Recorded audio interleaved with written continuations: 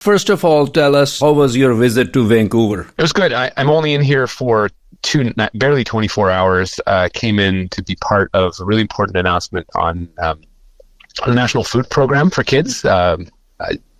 You may have heard throughout the day, and it's true, that about a quarter of kids that go to school do so on an empty belly, and it's not fair in a country like Canada. So it's a very significant investment from the federal government to make sure that kids can actually get proper nutrition so that they can study and thrive in schools. I think it's the right thing to do. So spending the day doing that, meeting some settlement organizations and a number of people that welcome newcomers to Canada for the rest of the day, and then I'm off to Halifax tomorrow morning. Mm-hmm. Hundreds and thousands of international students who have completed their study and now they're going from province to province and they hope to become a PR. But they have no ray of hope. Some of them are buying LMIAs, some are claiming refugee status, some are arranging fake marriages. What's your plan for them? Are you going to send them back, or are you going to give them amnesty? Well, look, becoming an international student and coming to get some of the best education in the world is never a guarantee that you can stay here or become a permanent resident or even a citizen of Canada. That's a privilege. It's not a right. It's clear that in the last few years, we had the numbers of international students have climbed significantly, and there are people doing exactly what you are suggesting. It is a challenge. I think it's something we're going to have to face in a mature and responsible way in the next couple of years. But in the last couple of months, and I know you've been following this because we spoke about it, I took some significant steps to reduce the number of international students and to put some integrity into a system that had gotten a little overheated. There's a really important role to be played by provinces as well, and the institutions that go out recruiting these folks to make sure they're doing it in a responsible way, getting people that are financially solvent, able to come here and study, and then not claim asylum. And those numbers that you see with asylum seekers are alarming, because you would not expect someone that gets some of the best education in the world to then claim asylum. So this is a problem we're going to have to face in a responsible way, as we always do as Canadians in the next couple of years. But I don't think it'll necessarily be an easy one.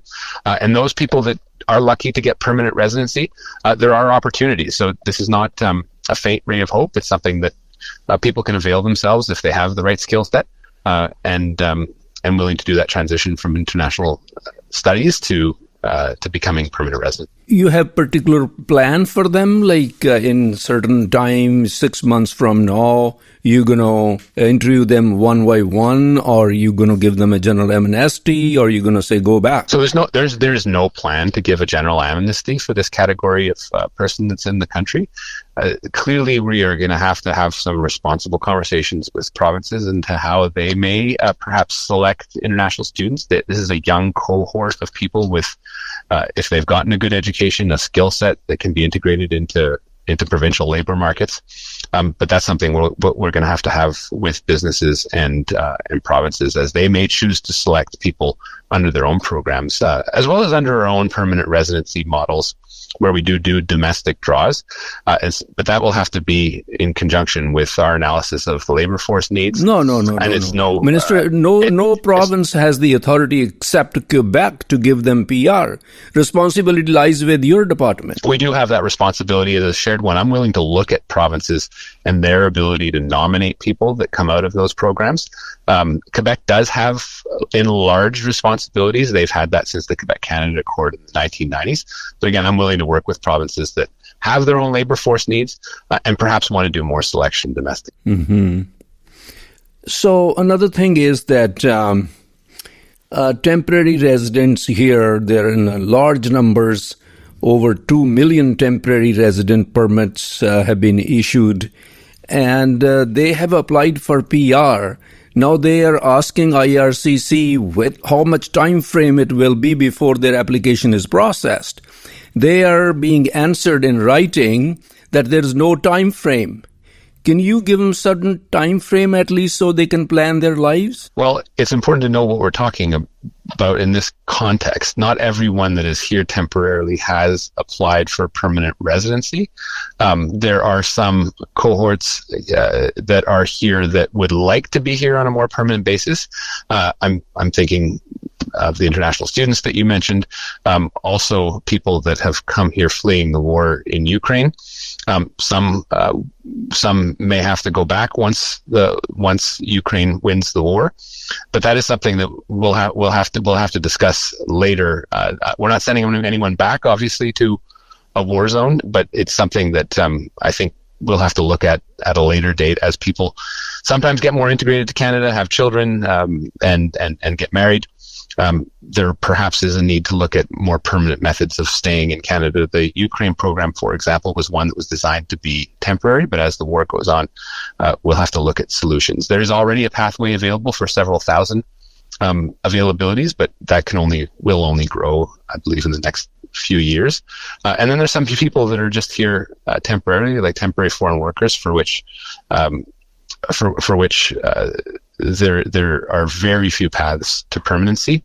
And again, as we look at reducing those numbers, we have to look at reducing the number of people that come here on a temporary basis, the way businesses bring people in. They can perhaps use domestic labor, and the way those people transition out from the temporary status that they hold to a more permanent status. And that's work, again, I called a meeting with my provincial partners for May, and that'll be probably one of the top topics of conversation as we attempt to reduce that flow of people that are here.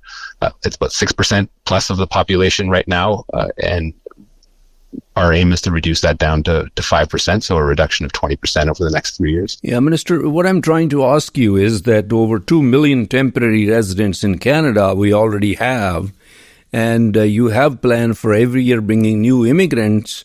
Why don't we deal with them first? Well, that's the conversation that I want to have. It doesn't, the 500,000 permanent resident numbers that we announce every year, we do a number of draws domestically, and that is something that we're going to have to consider in the next few years as well, as the federal government uses its responsibility to transition people that are here on a temporary basis to permanent basis. The 2 million people plus that are here temporarily, not all of them have applied to become permanent residents, and indeed not all of them are eligible to be so. Mm-hmm.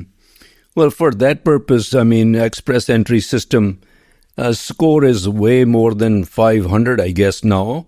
And IRC must take some kind of action now.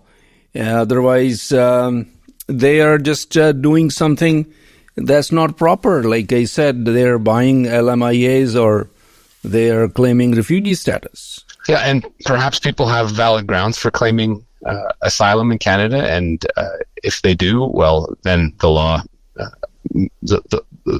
law requires that they be admitted to Canada to stay in a more permanent basis. But when they don't, ultimately they have to leave.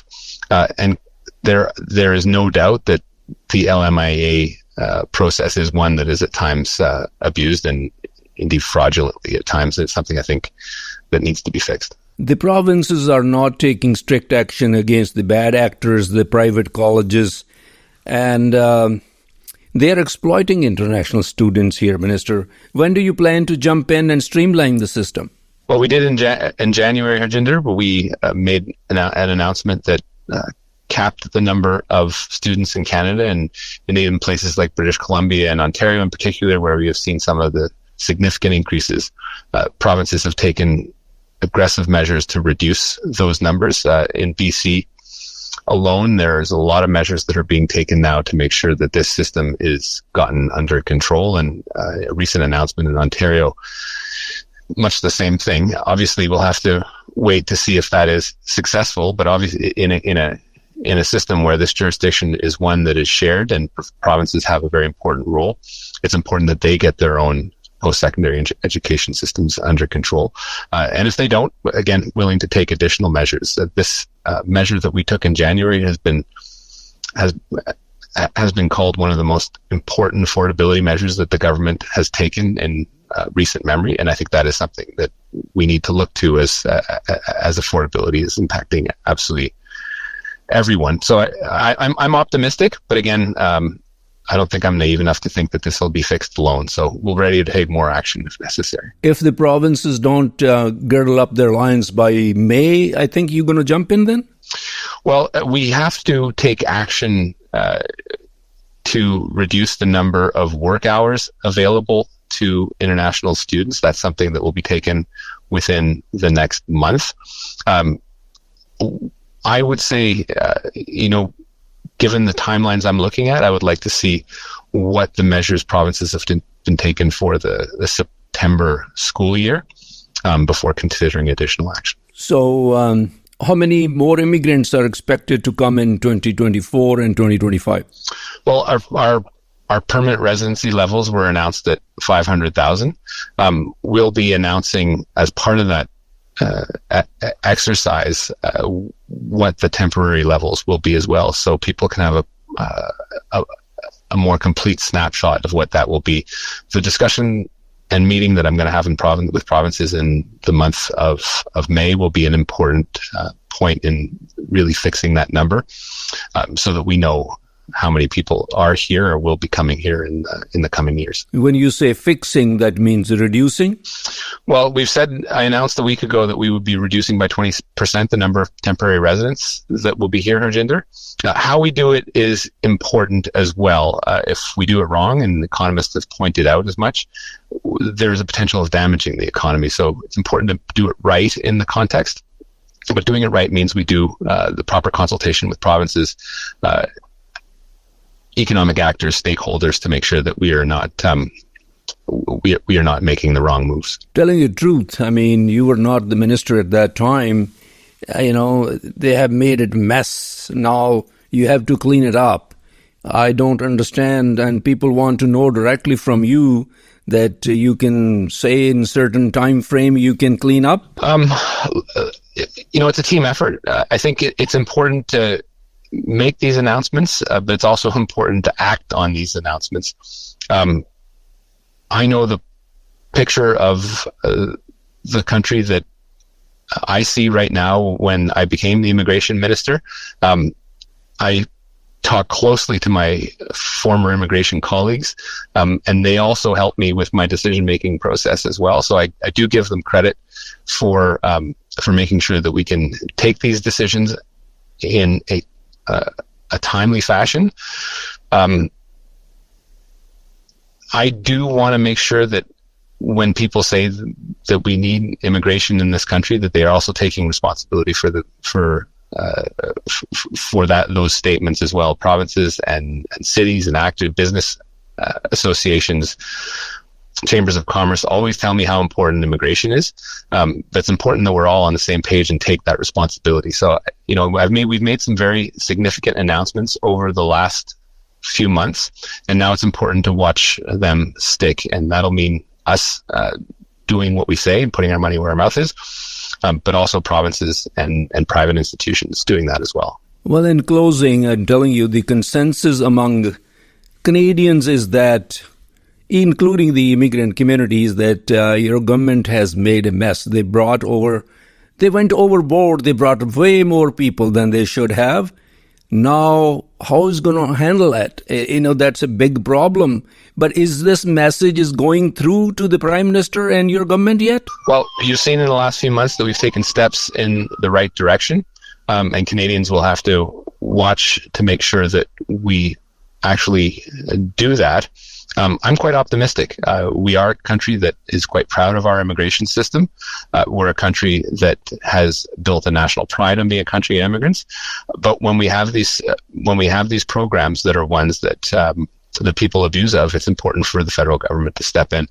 This is a shared responsibility of provinces, of federal government, and of private actors. And we're all in this boat together, and I think we can do it right. I'm quite hopeful. No, immigrant communities are proud of Canada, what they have done, but now the new immigrants you're bringing in, they have no place to live, they have no food, they're standing in the lines of the food banks. Those kind of conditions, the international image of country is being tarnished. Well, I think there is a very positive image of Canada. Otherwise, I would not be seeing the volumes that I see in my department.